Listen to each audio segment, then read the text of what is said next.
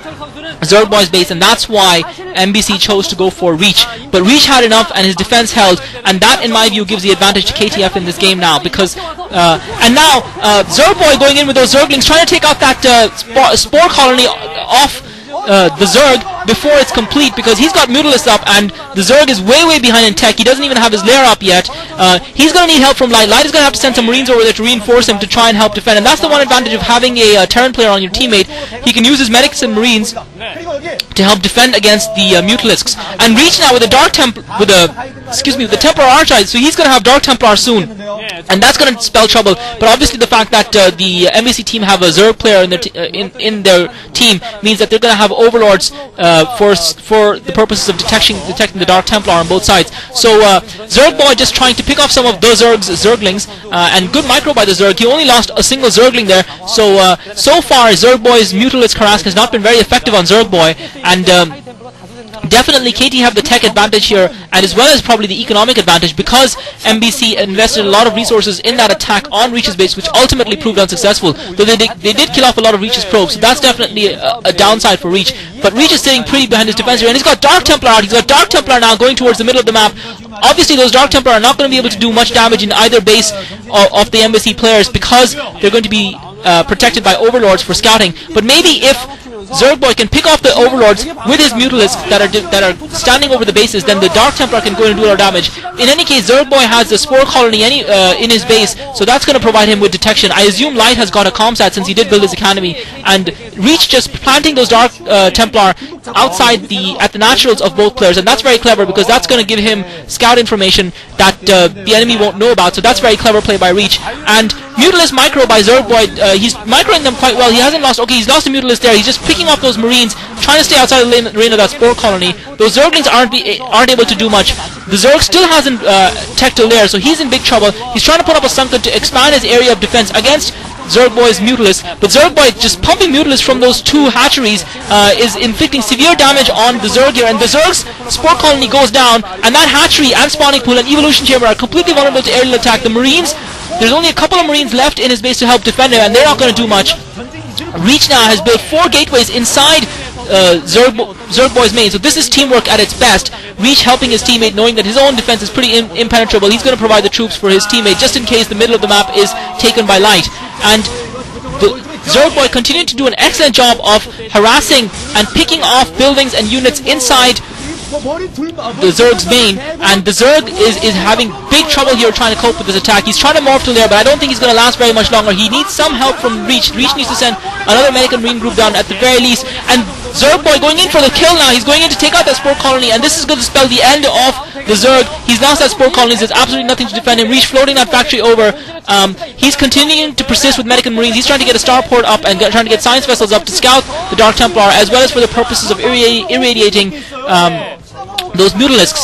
But Reach has a skeleton force, and you can see now why Reach didn't actually send any troops to help Zergboy, help the Zerg out, help his teammate out, because of the fact that he had very limited forces of his own. But he has got a dropship up, so he's going to be able to get past those Sunkens in Zergboy's main and be able to try and harass his economy. But the fact of the matter is that he has Mutalisks there, he does have a Templar there, and Reach has built gateways there, so I don't think this is going to be an effective drop from Reach. Having taken out most of Zergboy's base, having taken off most of the Zerg's base, Zergboy is now coming over to Reach to harass his economy, and Reach has absolutely nothing to defend against it.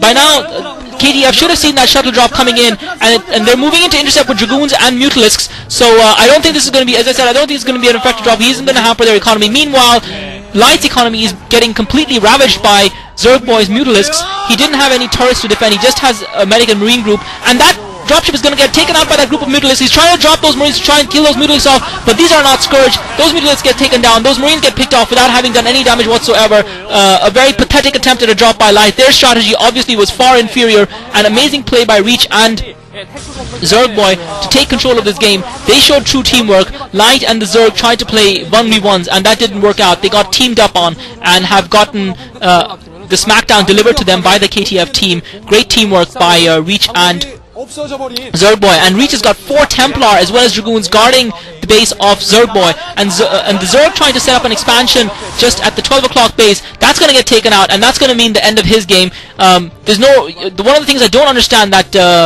pro teams tend to do is that and it's so obvious that a 2v2 game is lost, they still insist on playing. And Light tried to inflict some change in the game here, moving out with those science vessels and his medic and marine group. He doesn't have a lot of troops. The Dragoons are trying to attack the science vessel. The Templars get irradiated. The Zerglings from Zergboy, and Storm goes off, and all of Reach's medic and marines get taken out, and that was enough to prompt MBC into conceding. Comprehensive victory by KTF. Great teamwork, and I have to say that game was almost as beautiful as the Russian synchronized swimming team. Make that the Russian ladies synchronized swimming team. So great play by Mantos and Zergboy, and the Zerg and Light not performing very well. So this is going to be bad for Light's confidence. This is the second defeat in a row after losing quite comprehensively to KTF Flash. So he is really not loving KTF right now. I hope you guys had a lot of fun laughing at me mixing up Zergboy and the Zerg every 5 seconds or so. Hopefully that made the game entertaining for you, if nothing else. This is Khazar. Thanks for listening. 포토캐논 다수를 건설을 해서 다수의 저글링과 그 바이오닉 경쟁에 의해서 박정석 선수가 뚫리지 않았던 것이 테크트리를 확보하는 데 있어서 큰 그 시간적인 여유를 줬고 테크만 확보가 되니까 그때부터는 뭐 일사천리로 경기가 진행이 되는 거죠. 적절한 위협과 적절한 테크트리.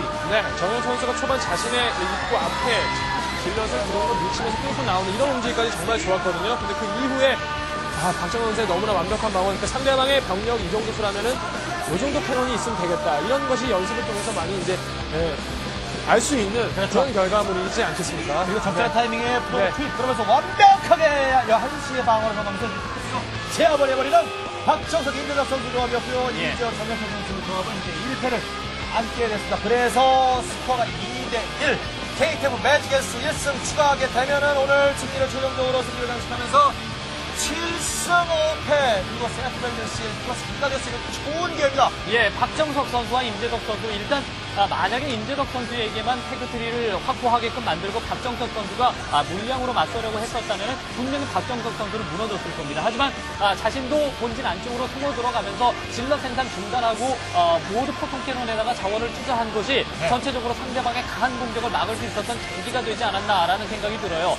바로 그런 것을 내가 병력 생산을 줄이고 포통캐논을 쌓아야겠다라는 그런 판단을 할 수 있는 것이 경기 내에서의 어떤 경험이고 능수능란한 부분이 아닌가 싶습니다. 보통 이 캐논 아까워서 좀만 짓다가 그냥 왕창 그르치는 경우가 있지 않습니까? 그렇죠.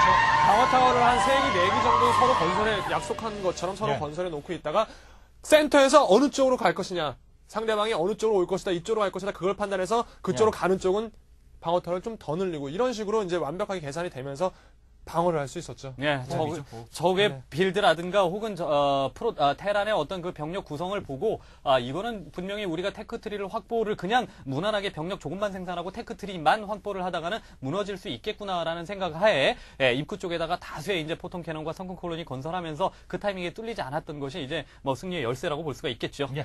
이제 네 번째 세트의 경기가 이제 분수령이 될 수 있습니다. 박지호 선수는 오늘 경기에 대한 아주 자신만만한 대단한 자신감을 보여주고 있거든요.